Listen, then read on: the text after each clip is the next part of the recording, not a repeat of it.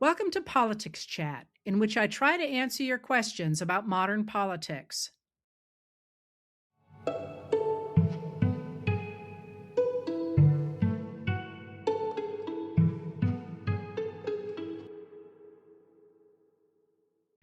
Hey, folks. Today is March 3rd, 2026, and I have to pre-record Politics Chat again today. A little bit early, so I don't know what's going to happen this afternoon. But you had a number of questions about the military strikes that the U.S. and Israel launched against Iran 3 days ago. We're now going into our fourth day of that military engagement, and I thought I could help maybe clear up some of the confusion about what's happening. So there are a number of words you asked about, the most important of which that you're seeing in the news a lot is the word imminent. Why does imminent matter?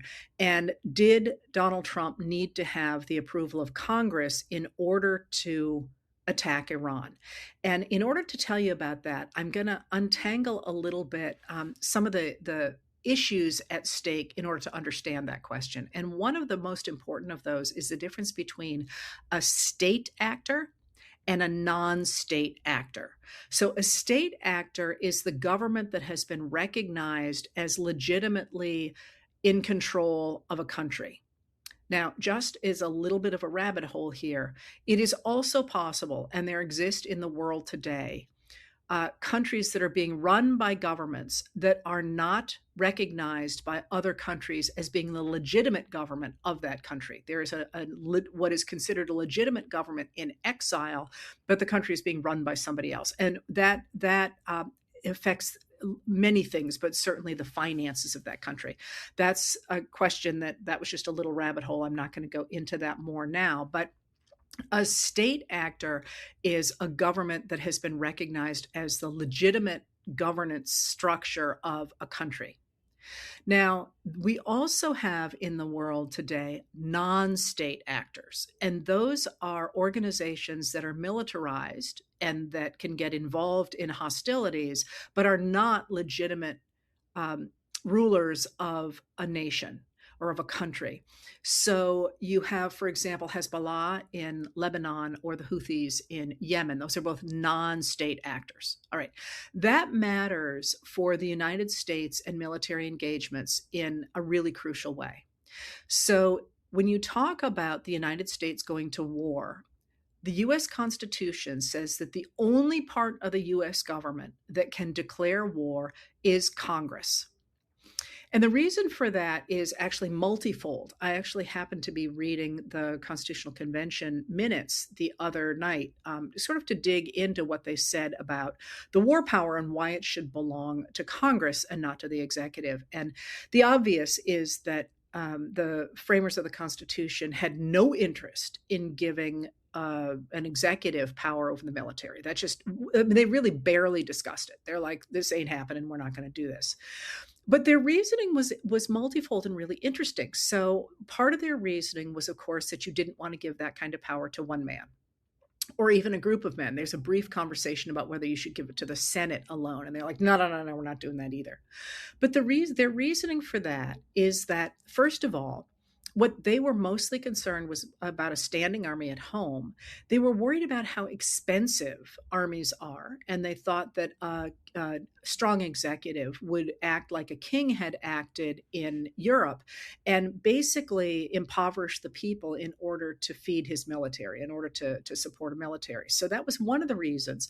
But the other reason, of course, is that the people who are going to die were going to be the citizens of the country. And they thought that those citizens should have a say in how that both use of money and lives was going to work, considering that that you didn't want just one guy to decide that. You wanted the representatives of the people to have a say in that. And what they figured was that if Congress had to decide whether to go to war, that would mean that there would be opposition that would say, no, you really shouldn't go to war. And that would guarantee that there was a pretty fair airing of the decision to go to war. So there's this really structural reason that Congress was the center of the war making powers. or the war declaring powers. Actually, they make a difference between making war and declaring war in the Constitutional Convention. But they wanted that in the Constitution to go to the representatives of the people rather than to an executive. Not so when people are talking about now, well, Congress really should have a say in this. It's not a turf war. There's actually a philosophical reason that you want the representatives of the people to be deciding whether their money and their lives should go into a war. And that is the larger question here.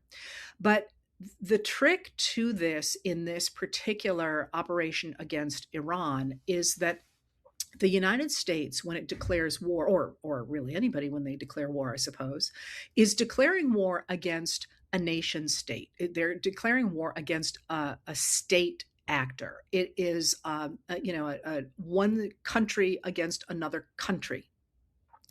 So the exigencies of warfare, really since the 1970s, have dictated a kind of different approach in the United States to military operations. And what that means is that often, especially recently, the people against whom the United States wants to initiate military action are non-state actors. So if, for example, and I you know what, I'm not even going to use a name because I run the risk of starting a rumor that we are going to war with a non-state actor. If in fact you have country A and it's got a non-state actor, B, you can't really declare war on B without declaring war on the entire state, which is something that, you don't always want to do. You want to take out the terrorist actors, for example, and not the government of the country, which probably doesn't like the non-state actors either. They're trying to get rid of them as well. So what has come from that is a number of things. First of all, most recently, Congress has been getting involved in passing what are called authorizations for military force.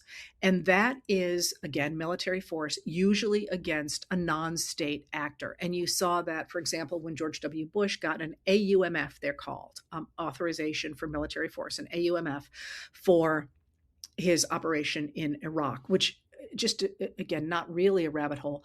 Afghanistan and Iraq are really very different wars. We tend to think about them together, but their justification and their support was dramatically different. And, someday if you want me to, I'll talk about that difference there.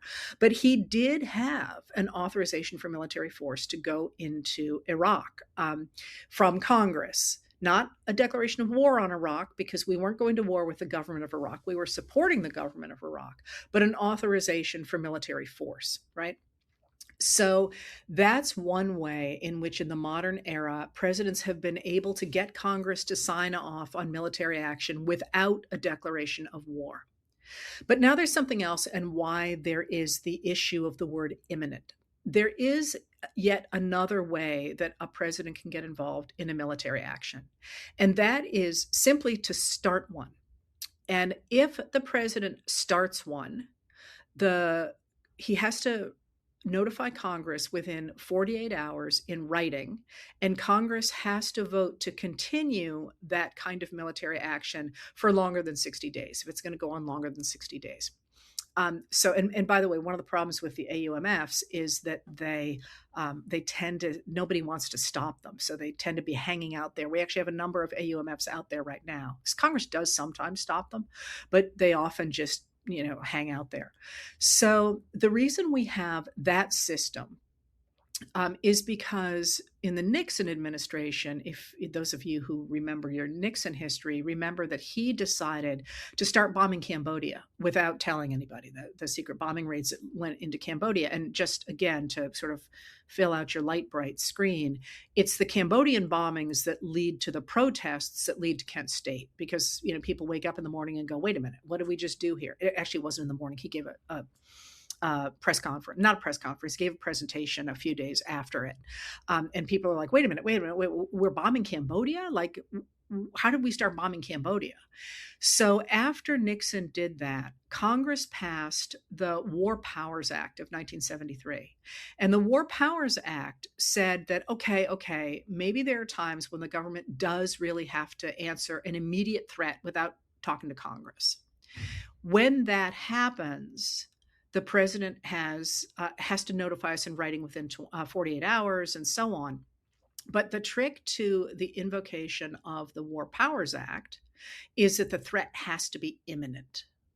That is, we have to know that government is about to launch missiles at the US or whatever. It has to be an imminent threat. Otherwise, if it's not an imminent threat, the president needed to go to Congress and talk to Congress about this. And somebody else asked, does informing the Gang of Eight, is that the same thing as informing Congress? Or I'm sorry, is that the same thing as getting congressional approval? And the answer to that is absolutely not. The Gang of Eight is the top leaders of both the Democrats and the Republicans in the leadership of the House and the Senate. So that's 4 people, and the both Republican and Democratic leaders of the Senate Intelligence Committee and the House Intelligence Committee. That Gang of 8 gets informed at times when there are things Congress is supposed to know, but for one reason or another, it's classified. But telling them is not at all the same thing as saying to Congress, I want authorization to do this. All right, so in this moment, you have seen a real fight over the word war, because if indeed it's a war, then there's no doubt that the president needed to make a case before Congress. But for him to have simply done it without telling anybody requires there to have been an imminent threat.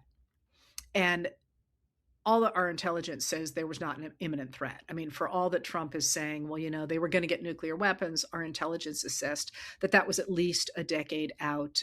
Similarly, he started to say, well, they're going to get ballistic missiles.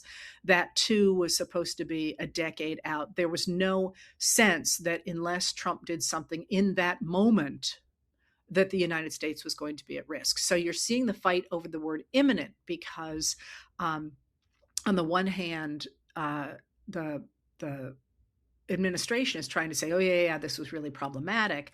But at the same time, you've got Trump sometimes screwing up and saying, well, we were about to have a threat. Well, about to have a threat is like me about to run a marathon, right? You don't know if it's going to happen or not, but it's not going to happen tomorrow. So that was a real problem when he said that. So right now we're kind of dancing around all these words as people are sort of, you can almost watch the counters in people's heads going, wait a minute, that's not imminent. Or could you make that argument? Or because at the end of the day, the question of whether this is even a legal action, let alone a smart one, but even a legal action is going to matter a whole heck of a lot, both in terms of internal domestic politics, but also in terms of how this action is regarded and dealt with by the rest of the world. So that question of whether it's a war, whether whether the president needed an authorization for military force, or whether he could simply have done this on his own under the War Powers Act, that's what you're hearing about. And that's why the word imminent is running around. And that's why it's such a big deal when Defense Secretary Pete Hegseth kept saying we were at war, and Trump keeps saying we are at war. And then you literally on that same day had people from the administration going and talking to reporters and saying, no, it's not a war. It's not a war. It's not a war. Because if it's a war, they needed to go to Congress. And the bottom line is, I don't know if they're afoot or horseback. And I'll talk a little bit now about why it appears that Trump got involved in this war. And I actually think this is almost a window into certainly the administration, but also into a certain kind of American politics that's been building for a really long time. So while this military action is itself problematic in so many different ways, I actually think historians will study it for what it means even outside the war angle of it. So what do I mean by that? Okay. The administration began to bomb Iran alongside Israel in the middle of the night on a Friday night, as you know, early Saturday morning, quite unexpectedly, because there were negotiations underway at the time. And immediately, I mean, at first there was a lot of chest thumping that, we've done this and this is just, ducky. But immediately there was real pushback in that it appeared that there was no clear justification for why to do it or for what an end game was. That is, normally when the United States gets involved in a military action of any sort, it's got a plan. We are going to get rid of this group of people who are firing missiles at this target, and that will mean that, there'll be this end result, and this is how we achieve our goals. I mean, you just don't want to start fighting somebody. You want to have a goal at the end of why you're fighting and how you're going to get there. And that just doesn't appear to have been there. And you can see that in a number of ways. And the primary one is that, again, after a lot of celebration of the fact that Trump had started striking Iran, they started to falter almost immediately when they tried to talk about why he had dropped the bombs. So there was sort of this vague, well, they were going to get nuclear weapons. Well, of course, Trump pulled us out of the JCPOA, the Joint Comprehensive Plan of Action, that Obama and a number of other countries had negotiated with Iran in 2015. Trump pulled us out of that in 2018. And the consensus in the intelligence community was that JCPOA was working, that Iran was using its nuclear capabilities to develop energy, to nuclear energy, but that it was not enriching its uranium for weaponry. So that actually is sort of a historic problem of Trump saying, well, they were going to get nuclear weapons. Well, yeah, thanks to the fact that he pulled out, and within a year, the rest of the countries that were supporting JCPOA did not have the power to force Iran to adhere to it any longer. And within a year, it was no longer agreeing to those protocols once the U.S. pulled out. So and yet as well, especially even to give some credit to the bombing of Iran in June, their nuclear program was behind where it had been in June. Now, no, Trump did not obliterate everything. Remember how angry he got when people would say, well, you didn't really completely obliterate everything. He insisted he had. Now he's saying he didn't. But this was not a tomorrow problem. This was a down the road problem. And similarly, then they said, well, it was the fact he was going to use conventional weapons to give himself a shield so then he could have nuclear weapons. There too, intelligence says that they were at least 10 years out from being able to develop a missile that could have reached the United States. So then they turned into talking about other things as well.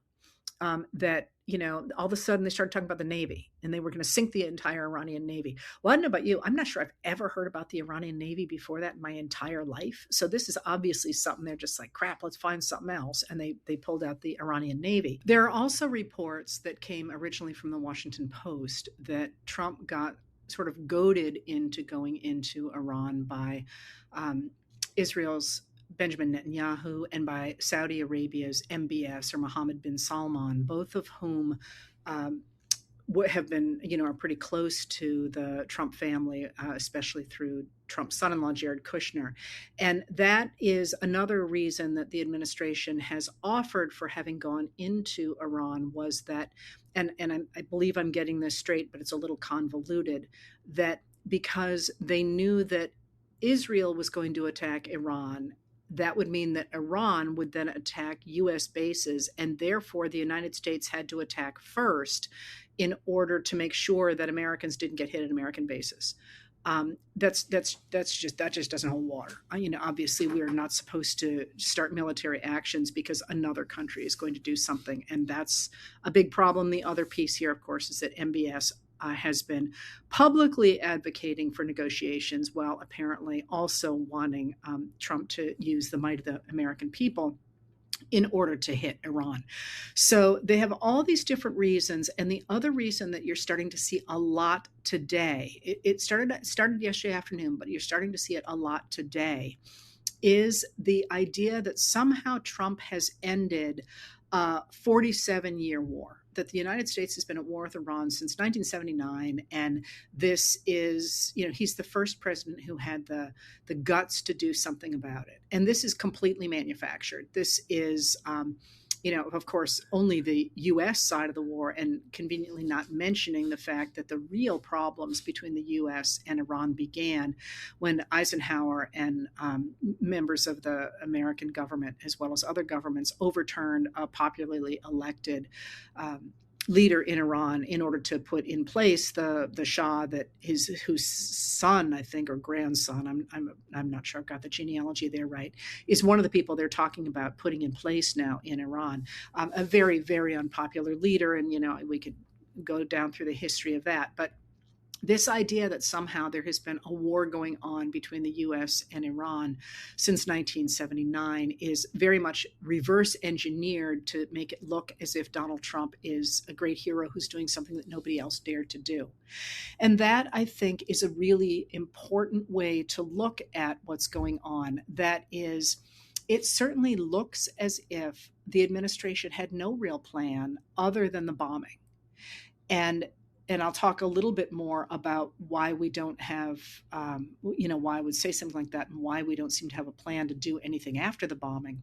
Because it certainly seems as if at a time when the Epstein files are heating up really dramatically, in that it, again, I think I would say it appears as though, although I think this is established now, that the Department of Justice withheld allegations that Trump had sexually assaulted a child, a 13-year-old girl, and possibly more than one, is very much in the news, or was until this bombing. And that is important, obviously, because of the allegations.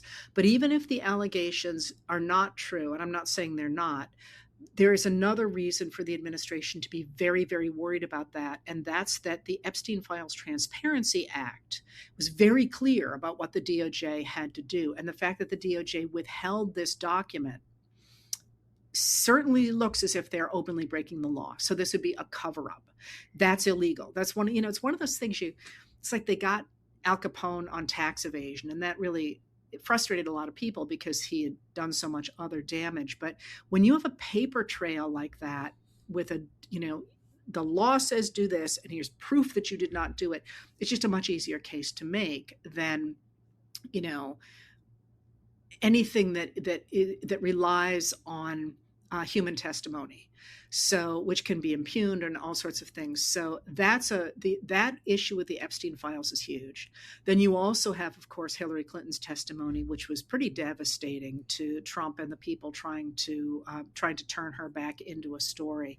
But then you also have this story that is being highlighted by Senator Ron Wyden of Oregon, that there was also in the Epstein files a breadcrumb trail that led to the realization that the Federal Bureau of I'm getting my investigations confused. That the Drug Enforcement Agency, the DEA's major investigations arm, the people who do the Russian mafia and drug cartels and all that, was in fact conducting an investigation into Epstein for drug trafficking, prostitution, and money laundering.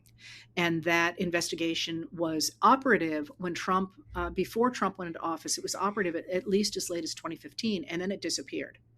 And that's the first we've really heard about that. And Wyden has demanded that the DEA produce documentation of that investigation and information about when it was disbanded and why it was disbanded, because, of course, as late as 2015, it was still operative. Trump takes office in early 2017, and it went away. And so there's real questions there as well. So in some ways, it looks like the bombing of Iran was simply a way for Trump to demonstrate strength and to say to his people, remember, all these other presidents, all the way back to Jimmy Carter, they were wussies and they wouldn't do this. But me, I dared, I dropped the bombs, right? And that, I wrote about last night, that ties into some real right-wing American tropes that go back, through our history. But there is this sense that what he was really doing was responding to sort of the Fox News drumbeat of, we want our strong president to drop a bomb on Iran. And there was no, here's what's going to happen next, and here's what the end game is for that.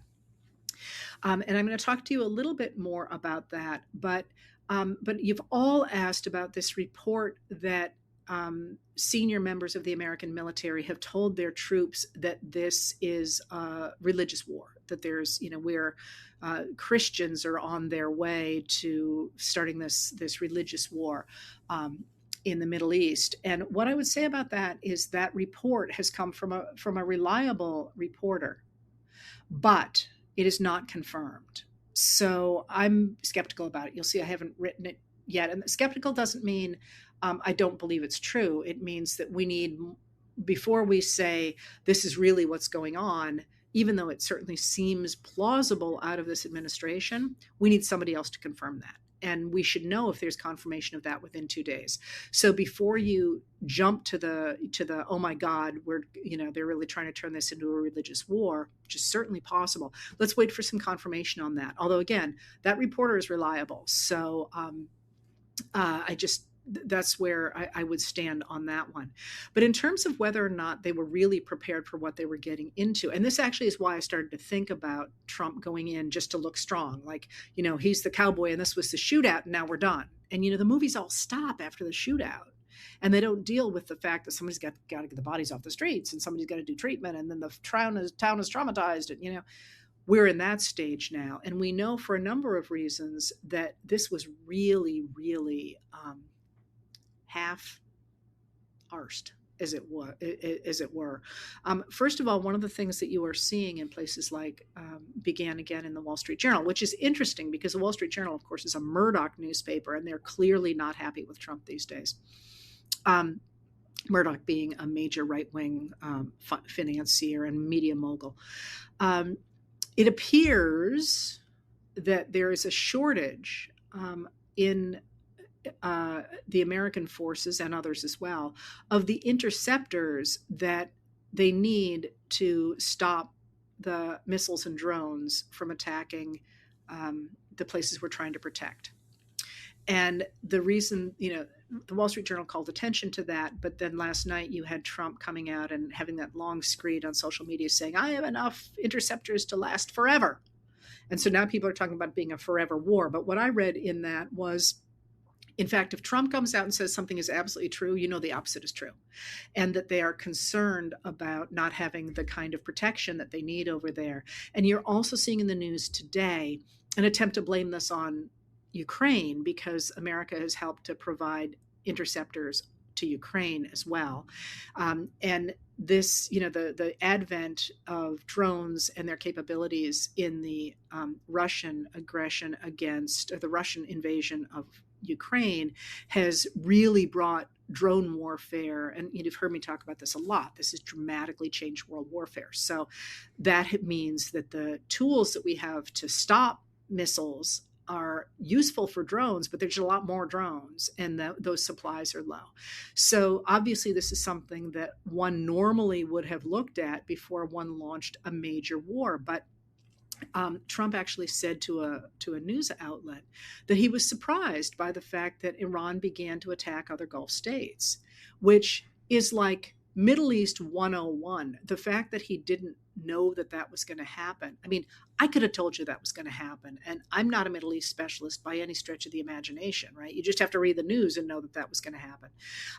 That suggests he really did not understand what he was getting into. But also, we have, the last I saw, lost 6 American military personnel in this war, lost their lives. And we have many more wounded. We don't really know how many that's going to be.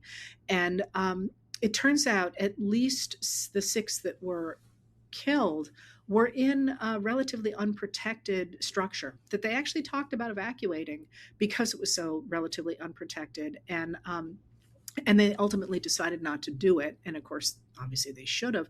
But then you also have the fact that the United States apparently made no attempt to get any Americans out of these Gulf countries where the airspace is now closed in a number of them, or the Airports are shut down. And while other countries are evacuating their people, their citizens, their civilians from those areas, the U.S. basically just said to them, "Good luck. Get yourself a commercial flight out." When the commercial flights aren't going any longer. And if you think about the United States of America, this is what we always did so well. We were the ones helping other countries get their people out. And now the Americans are just absolutely flat footed. If they were in, Israel on, touring or in another country, they're sheltering in place because they don't know how they're going to get out of the country. And this is in part a reflection of the fact that the United States government under Donald Trump cut the funding for the state departments across the country, the embassies across the country, by half last year. So they don't have the personnel to get people out. They don't have the money to get people out. And the United States basically just said, good luck with that, which is, it's just beyond astonishing. Like I say, if you think about it, the United States has always been the country that helped everybody else get their people out because we were so good at it. We were, we had the paperwork. We had the people who knew how to do that. There's that old saying about how what a military really runs on is the person in the back room making sure the trucks have tires. That was us. And that's what they have decided is unimportant in a military, because what they want is the Pete Hegseth, yeah, we're going to go bomb people. But in fact, that creates enormous risk for people who are involved. So I don't think they knew what they were getting into. And they also don't have any kind of an end game. When people say to Trump, what are you looking for? He's like, well, they need to satisfy us, but they haven't been able to yet. What does that look like? There's no ultimate end game here. And you can see him sort of shopping around ideas about maybe why we went in, maybe this sounds good. Maybe that sounds good. And that is a really, really big problem down the road, because how do you get out of that? And one of the things we might see, and this is a might, is that he might simply declare he won and walk away. But the question is whether, I'm sorry, I've just gotten a message here with somebody saying important. That's not as important as I thought. He might just simply say, I won and walk away, which is what he tends to do. He tends to try something, and then if it's unpopular, he just says, I won, and he walks away. And this war did not get him the rally around the flag bump that a foreign war almost always gets for an American president. It was a very unpopular war going in. He has not gotten a bump, making it more popular. It's gotten less popular, less than about 25% of Americans think it's okay to do this, which is a real problem when 75% of people at the beginning of the war, before things get bad, start to say they're not, or say they don't want it. He's clearly starting to flail, and I don't know what's going to happen this afternoon, but the stock market this morning is starting to react to the extraordinary jump in oil prices because of the fact that ships won't go through the Straits of Hormuz, which opens out of the Persian Gulf, which is where about 20% of the world's oil goes through. And the rise in oil prices, by the way, is dramatically going to help Vladimir Putin, who needs money extraordinarily. But it's really going to hurt us because we are already seeing this morning an 11-cent jump in the price of gas. So as that happens, it's possible Trump's just going to say, oh, oopsie poopsie, never mind, I won, bye. But this is not like doing that over, some of the stuff he's done domestically. There's a lot of people that are now embroiled in this war, and whether they will all say, oh, phew, we didn't really have to do that, we're done. It's not clear at all that that's going to happen. And I think at least I feel like I'm seeing increasing panic on the part of administration figures who recognize that they have just absolutely kicked a hornet's nest, and it's going to be really hard to walk away from, and they don't have a plan at all. That you can't rally people when you don't have a plan. Again, another interesting thing, the United States had no allies with them going into this. Even the UK, which tends to go along with the US just because of our historic friendships, going into this, the only partner it went in with was Israel. And that's, again, think of George W. Bush when he launched the war against Iraq. He had a coalition, right? It was not the kind of coalition we had in the past, but it was a coalition. We have nobody on this one. So all of those things are part of this. But I wanted to speak to a few other things around that right now. I did manage to get to a lot of them.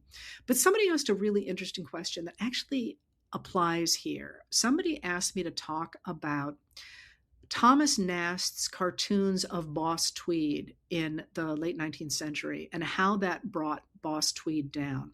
And the simple answer to that was that Thomas Nast is a cartoonist, really interesting history I won't go into right now, but he's a very famous cartoonist in the late 19th century. Even if you don't know his name, all of you would recognize his drawings because they end up in every textbook everywhere. And I mean, they're just everywhere. He was kind of Mr. Late 19th century. But when Boss Tweed, William Tweed, who was the head of Tammany Hall, was in trouble with the law, Nast began to draw cartoons of him, and they were not exact likenesses by any stretch of the imagination. They were cartoons, but they were very recognizable. And Boss Tweed actually said to somebody, I'm not worried about the lawsuits. I'm not worried about the politicians. I'm really worried about these cartoons because my people can't read, which was true in the time. My people can't read, but they can understand a cartoon. And it was, in fact, a cartoon of Tweed that got him arrested when he tried to skip out of the United States. Somebody at the depot recognized him from a cartoon and arrested him, and that's part of the Boss Tweed story. But the reason it matters here is because it looks to me like what we are seeing is this regime in the United States has done the unthinkable in so many ways, but the potential for this war in the Middle East expanding really dramatically is very much there. I mean, there are, Lebanon is now involved, and, other countries are starting to say, well, we're going to have to fight back if you bomb us. And, it has the potential to become a world war. Now, before you, go hide under your bed, everybody knows that. I'm not saying something that is unheard of, like I've got some secret. And everybody is working to make sure that doesn't happen. And by everybody, I mean the leaders of countries that have been our allies in the past, the European Union, the UN, but also countries that have not been our allies in the past that look at this and they're like, the world does not need this right now. Thank you very much. So there is enormous pressure for it not to expand as well. So this is not a done deal. But the fact that Trump and this regime have completely disrupted world trade and now have completely disrupted world peace, and this isn't even putting the United States into this equation, means that they are under enormous pressure right now.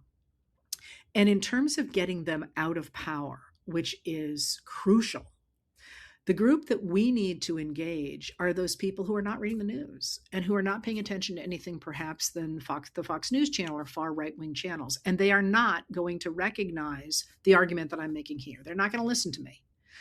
But if you draw a parallel between that and Thomas Nast, they do recognize cartoons. And I don't literally mean cartoons, although that works too. There have been fabulous cartoonists that have been illustrating what's going on that are great. But what I mean is that there are things happening in this administration that they will recognize as bad, even if they don't care about whether or not Lebanon gets involved in a war in the Middle East. And what I mean by that is something that happened, for example, today in front of Congress, and that is that Homeland Security Secretary Kristi Noem is being grilled while I'm talking now today. It'll be in the past by the time you see this, by senators in Congress about the behavior of federal agents in ICE and Border Patrol and others as well, and about her own use of American tax dollars. And she is being grilled by members of both parties, which suggests to me that the administration is looking for a scapegoat. And, they don't like women anyway, so she was a pretty obvious one to go after. But that idea that our tax dollars were used to funnel money to her cronies, but also, speaking of cartoons, to buy her a private plane with a luxury bedroom in it, where she has been flying with an advisor that the Wall Street Journal recognizes as her affair partner, that's a Thomas Nast cartoon, if you will. That's an image that people who don't care about Lebanon and don't care about wherever, or think it's great that Trump dropped a bomb, might look at that and say, wait a minute, my gas just went up 11 or 12 cents a gallon in a single day. And she spent, was it $70 million on a flying bedroom? Where the Secretary of DHS has never had a private plane before. So that, making sure those things reach the people that Thomas Nast's cartoons reached, is part in this moment of continuing to put pressure on this regime. And I've been saying to people, starting to pick away at the people around Trump, and Noam has always to me been the obvious one, but many of them are vulnerable for one reason or another, is going to be important now. Well, everyone's so mad at Trump for what he's doing, and some of the other major figures. There's some low-hanging fruit here that getting rid of would weaken Trump. And that's a place really to keep up the pressure, certainly about the war, certainly about the Epstein files, certainly about cuts to things you care about, certainly about education, which I won't have time to talk about now. But keeping pressure on right now around in the cabinet is going to be important, because I think you can already see the fact that so many Republicans went after Noam today is a reflection of the fact they recognize that this regime is really unpopular, and they're looking to collect some I can't think of the word. They're looking to make sure some people pay a penalty for it, so they look better in this moment to the American people, who, as I say, are really unhappy about a lot of stuff going on. So that brings me to a final place here in terms of where we are, which is frightening. I mean, it just is on every front. Believe me, I'm aware of that. So I was actually working when the news came of the bombing, and I saw it at 1:51 that morning, and I was just like, really, like all the expletives that you think I don't say, I said at that moment, and I just, every day it's like, what's coming next? And I totally, believe me, I get it. I'm exhausted like everybody else is, but I have a really hard time looking at this regime itself and seeing strength here. I see a bunch of people who are absolutely flailing. The fact that they have left tens of thousands of Americans, in the Middle East with no way to get home is just this extraordinary indictment of their approach to foreign policy, certainly, but also to governance in general. And, you think about the things that the Republicans were so eager to hit Democrats on, the people are making the comparison that 4 people were tragically lost in Benghazi. 6 people have already been lost with this attack on Iran, and it appears as if, God help us, it's going to get worse. And don't even start me on that. The fact that we shouldn't have our people in harm's way for people who don't have skin in the game is always my take on it. I told you Jason Crow was great on this. Representative Jason Crow from Colorado was great on this the other day, because he spent 3 tours of duty as a paratrooper and as an Army Ranger, and he was just beside himself. Anyway, I see an organization, a regime that is flailing, and they're trying desperately to land on a story that makes Trump look heroic. We've been at war for 47 years. We have not been at war for 47 years. We just haven't. They're trying to make fetch happen, as the saying goes, and that's harder and harder under these circumstances. At the same time, as I say, there are places where the regime has taken real hits of late, and the obvious ones. I'm going to throw Minnesota in here again. Just a reminder: the federal agents have not left Minneapolis. What they have done is they've gone into less visible places, into the suburbs and into the rural areas, for example. And similarly, they've done the same thing in Maine. But the stand against them in Minnesota, and crucially, the stand against these detention facilities, these giant concentration camps they're trying to purchase, that's getting really bad press, and a lot of those purchases are falling through. Now, if you are in an area where There was an attempt to buy a place that then got scuttled. Don't look away, because they're going to try and build another. They're going to try and find another one and hope people are not paying attention. And there are organizations that are tracking that. But there is increasing pressure on this regime, and every minute. That's why I actually looked at my phone when someone said, you need to see this, because you just don't know what's going to happen next. But in that, and I keep saying it's going to get worse before it gets better, and it is. I mean, we're losing Americans, and we're disrupting the world, and we're disrupting world trade, and all of those things are true. But we are also seeing what happens when this ideology of the MAGA Republicans that people like me have stood against for so long for exactly these reasons, what happens when it actually gets into power. They've been screaming, we got to bomb Iran. Well, Trump did it, and that made him really happy. And now we're standing here holding a hornet's nest, which is exactly why we didn't want to bomb Iran. And the more that we emphasize just how destructive these long-standing right-wing policies are, now that they're putting them in power. What is that saying of Mencken's? The American people deserve to get what they voted for, good and hard. Now, I don't believe that. I don't believe that people really wanted this. They didn't think they were voting for it, most of them. But now that we're getting it, this gives those of us who want to really emphasize American democracy and the importance of world trade at stopping world wars and the importance of collective security, to really emphasize how those things matter. They kept us safe for 80 years. They kept us prosperous for 80 years. We used to be the country that evacuated other people's individuals who were left behind in a war-torn area. And now, literally, our people are saying, yeah, you got me a rowboat, because I got no other way to get out of this country. And I had no idea there was a war coming. I mean, it's the other thing. Usually if there's a war coming, you give people a little bit of warning so they don't go there. And the United States didn't do that. So we're hanging our own people out to dry. And that is not going to age well, I don't think. And it didn't start well. So, this war started with very low popularity. But in this moment, now is the time really to grab a hold of that and to keep pressure on, and not to throw up your hands and go, I just can't with this. In fact, this is the time really to keep kicking and saying, you did this and your ideology did this.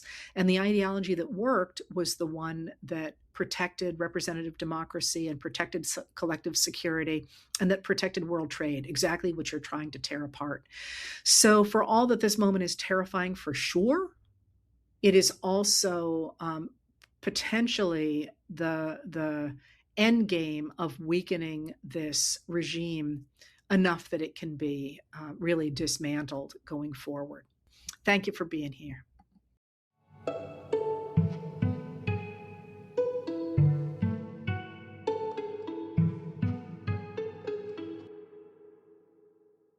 If you'd like to tune in live, I record these chats on Tuesday and Thursday at 6 p.m. Maine time on both my YouTube channel and my Facebook page.